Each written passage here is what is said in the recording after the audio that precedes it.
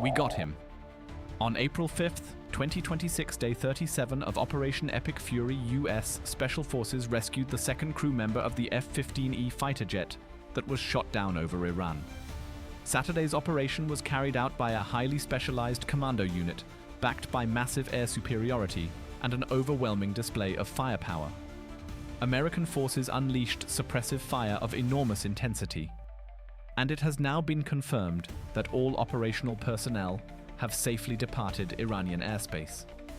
But make no mistake, this was absolutely no simple pickup. This operation took place right in the heart of the extremely rugged Zagros Mountains in southwestern Iran, one of the most inhospitable regions on Earth. Welcome to Hormuz Checkpoint.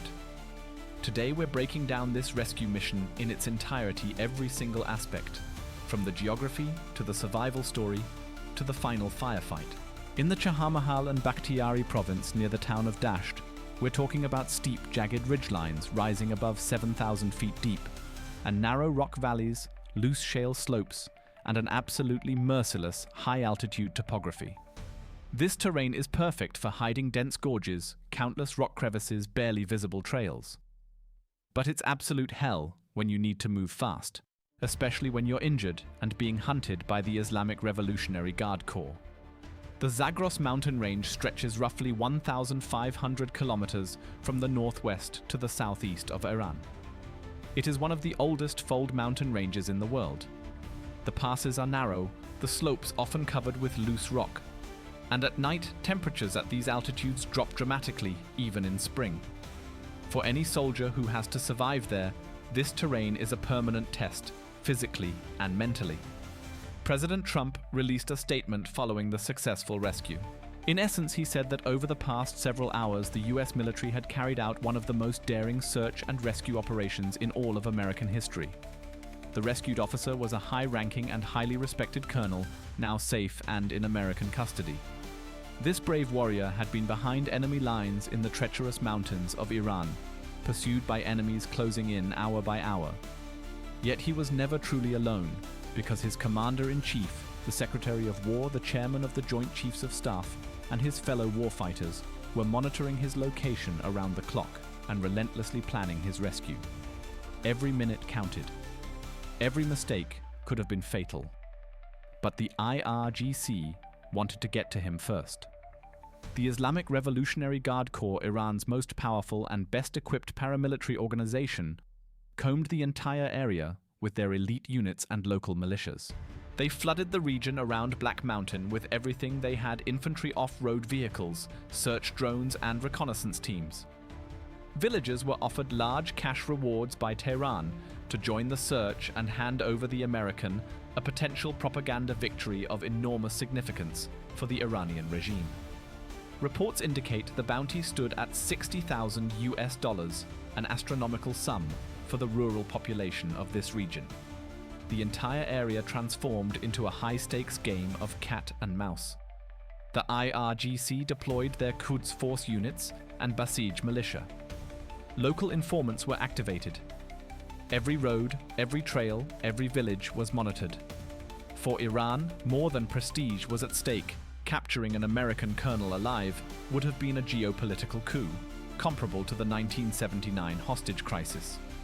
Tehran invested enormous resources into this hunt, but America answered with overwhelming force. As the IRGC tightened its net, Washington mobilized the most powerful rescue apparatus ever activated for a single individual. Elite special operations teams were placed on high-alert carrier strike groups in the Persian Gulf, shifted their positions, and lights burned around the clock at the Pentagon. President Trump made it unmistakably clear that this rescue operation had the highest priority. The message to Tehran was unambiguous: don't you dare touch this man. Behind the scenes, diplomatic channels were already running hot, while military planning advanced simultaneously. America was going to bring its man home, whatever the cost. Coordination between the various military branches and intelligence organizations ran at full capacity. Satellite imagery from the National Reconnaissance Office signals intelligence. From the NSA situation, reports from CIA operatives on the ground. Everything flowed into a common operational picture that gave planners a precise understanding of the enemy's force distribution and the colonel's movements. This intelligence advantage was a decisive factor that would make the difference between success and catastrophe. It began on April 3, 2026, when the F-15E Strike Eagle was brought down by Iranian fire over the Zagros Mountains near Dasht. The F-15E is one of the most battle-proven strike fighters in the US Air Force inventory, a dual-seat multi-role combat aircraft that has been in service since the 1980s and has seen action in virtually every American conflict since. The loss of such an aircraft is not merely a material blow, the symbolic impact is enormous. Photos of the wreckage appeared quickly in Iranian media as Iranian forces triumphantly claimed the kill. Both the pilot and the high-ranking colonel, who had been operating as the weapons system officer in the rear seat, managed to eject safely but were separated on the ground. They had ejected at high altitude, and the wind in these mountain regions is unpredictable. It shifted the trajectory of their parachutes considerably. The two crew members may have landed 1 to 2 kilometers or even farther apart in terrain, where even a single kilometer can mean hours of grueling movement. The pilot was rescued the following day, April 4th, in an initial CSAR combat search and rescue operation. But even that first rescue was far from smooth. The HH-60W Jolly Green. 2 helicopters that picked up the pilot came under heavy fire and were significantly damaged. Crew members aboard those helicopters were wounded, but managed with extreme effort to make it safely back to base. The damage to the helicopters clearly showed just how dangerous the operational area was. US. Officials deliberately kept silent about the second rescue to protect the colonel during his evasion. Any public information could have provided the IRGC with additional leads.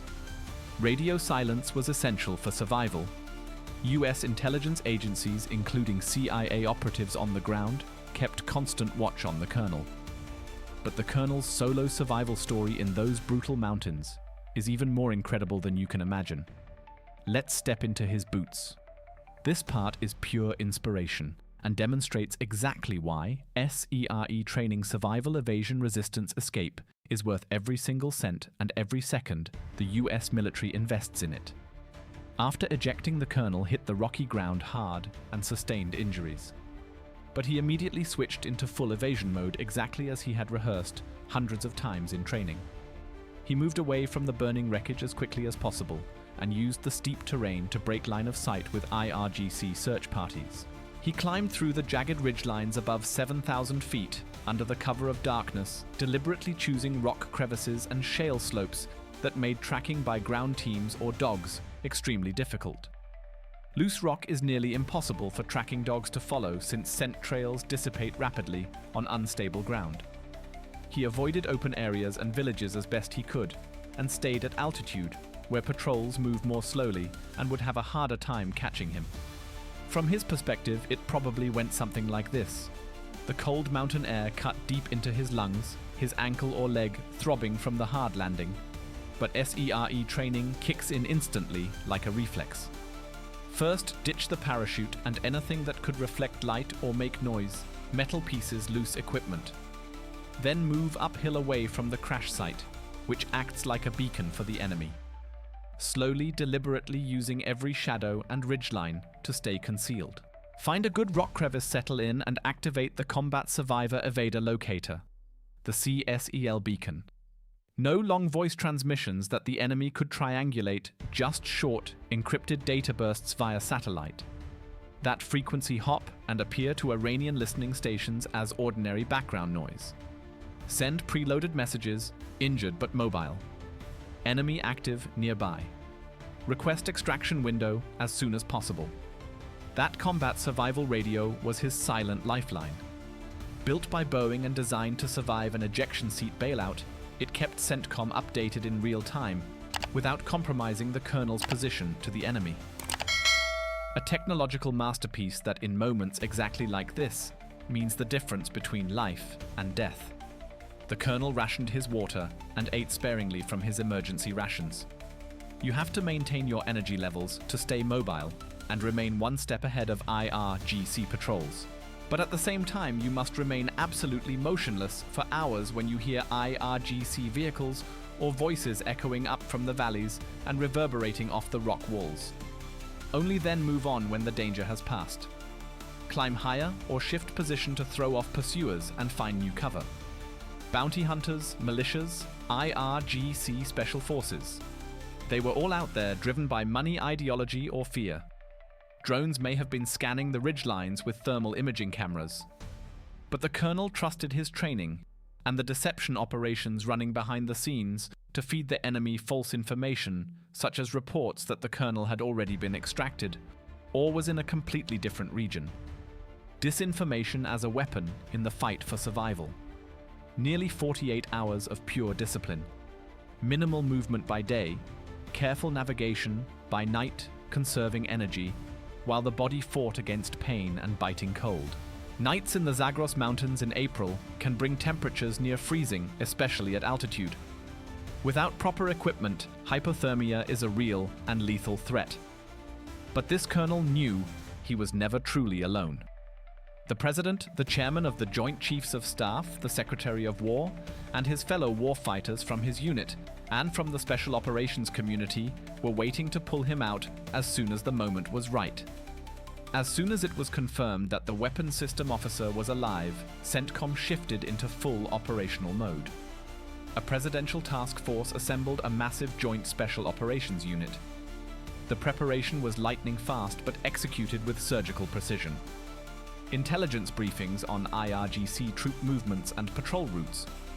Rehearsals on similar mountainous terrain at forward operating bases in the region. Contingency plans for every conceivable scenario, from sand traps to heavy enemy contact to improvised explosive devices. Every variable was gamed out, every contingency accounted for. On the ground, an elite force without equal took shape: Air Force Special Warfare Para-Rescue Men, the legendary PJs whose motto is, "So that others may live." Alongside them, Navy SEALs from the Naval Special Warfare Development Group, Elite Commandos from Delta Force, and Green Berets from Army Special Forces. In the air, the Night Stalkers of the 160th Special Operations Aviation Regiment brought in the MH-6 and AH-6 Littlebirds, small agile helicopters designed for lightning-fast insertions and direct fire support. Adding to the package were HC-13, OJ Combat King, 2 tankers for aerial refueling of the helicopters, and MC-130 J Commando 2 transports heavy special operations aircraft capable of landing on improvised and unpaved strips deep behind enemy lines to pick up personnel and equipment. Reports and video footage from within Iran also showed a C-295W from the secretive 427th Special Operations Squadron of Air Force Special Operations Command, flying at low altitude over Iranian territory during the operation. An extremely rare glimpse of this highly specialized platform used for deep penetration missions, and one that normally operates entirely in the shadows. Additionally, a 10C Thunderbolt, 2 close air support aircraft with their devastating GAU-8. Avenger rotary cannons provided ground attack capability, while MQ-9 Reaper drones served as permanent eyes in the sky. Reconnaissance and electronic warfare aircraft simultaneously jammed Iranian radar systems and military communications links between Tehran and IRGC units on the ground. This electronic warfare was decisive. It blinded the enemy and gave the rescue forces a tactical advantage that determined whether the mission would succeed or fail. Years of intensive training and billions of dollars in investment came together in real time.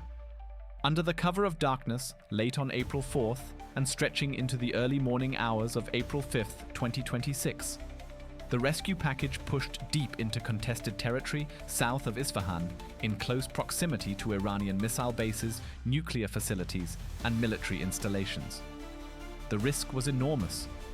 The operational forces were literally operating in the heart of Iran's defense infrastructure. Night Stalker helicopters inserted the Special Operations ground teams near the weapons system officer's hide site in the mountains around Dadasht and Black Mountain. Reaper drones and strike aircraft took over surveillance from above. while the ground team advanced to the colonel located him in his hiding spot, medically stabilized him on the spot, and began moving him toward the extraction point. But that's precisely when Iranian forces, who had been relentlessly sweeping the area, closed in on the extraction point and triggered a massive firefight. The IRGC was closer than anyone had hoped. US Special Operations Forces unleashed massive suppressive fire and fought with total commitment and everything they had so that others may live. A 10C Thunderbolts rolled in from above with deafening roar, delivering devastating close air support, while Little Birds rained rockets and minigun fire down on enemy positions.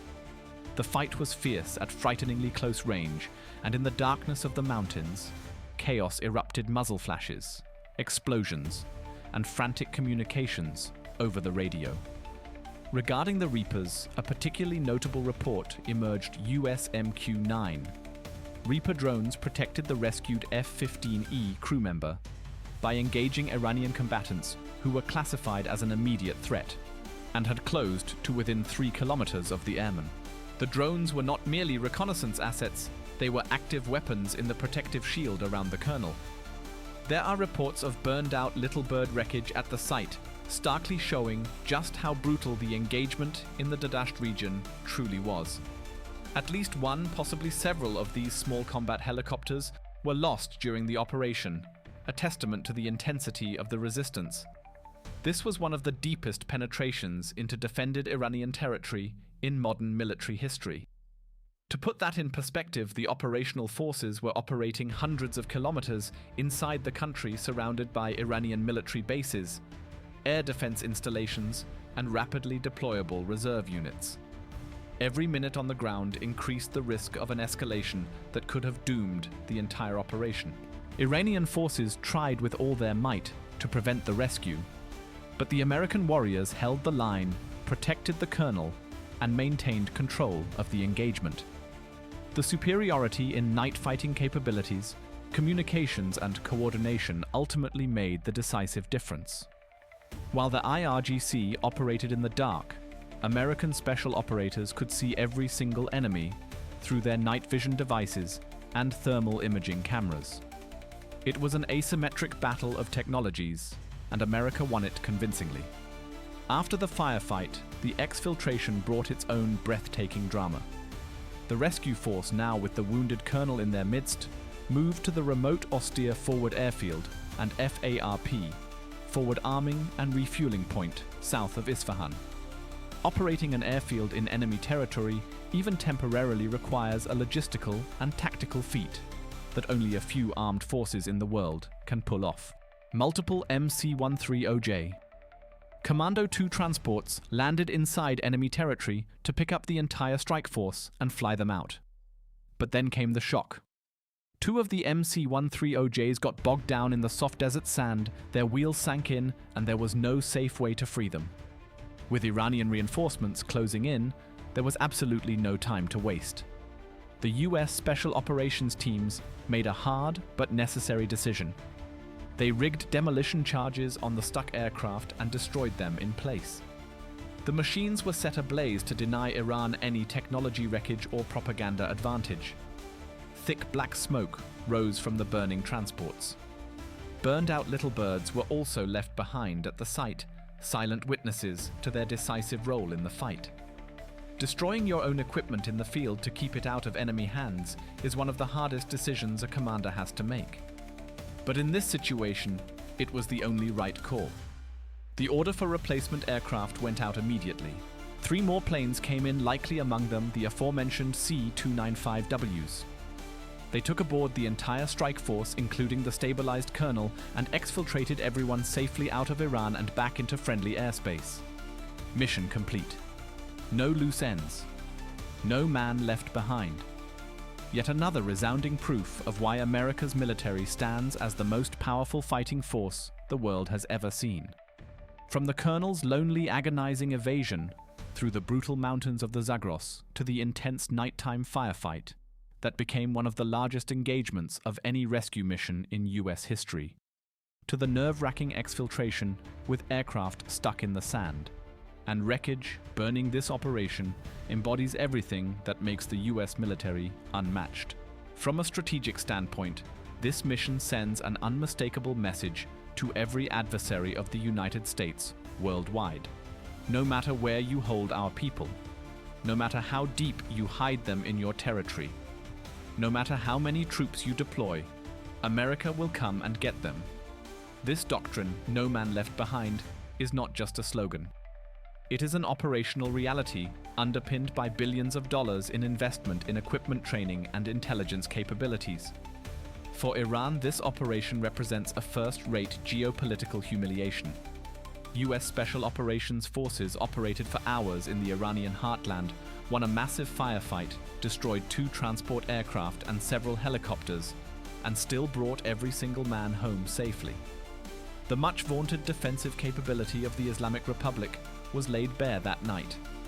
Elite teams operating with precision under extreme enemy fire. World-class aircraft and weapon systems delivering results despite the harshest conditions. Electronic warfare that blinded the enemy's eyes and ears. And above all, that ironclad, unshakable American promise, we never leave a warfighter behind. The weapons system officer was seriously injured, but is now safe in friendly territory, receiving the best possible medical care. Not a single American was killed during the entire operation. The IRGC, on the other hand, suffered a humiliating defeat on their own soil, a defeat that will occupy Tehran for a long time to come, and that unmistakably demonstrated the power gap between US Special Operations Forces and the Revolutionary Guard. This operation will go down in the annals of military history. It stands alongside the most legendary rescue missions of all time and will be studied as a training case at military academies worldwide for years to come. Hats off to the rescue teams. Highest respect to all the Special Operations Forces, the Special Aviation Units, the fighter pilots who protected this entire operation from above, and the drone operators who served as tireless eyes in the sky, watching over this weapons system officer around the clock. My deepest respect goes to all these extraordinary warriors who were part of this historic operation. What part of this rescue operation impressed you the most?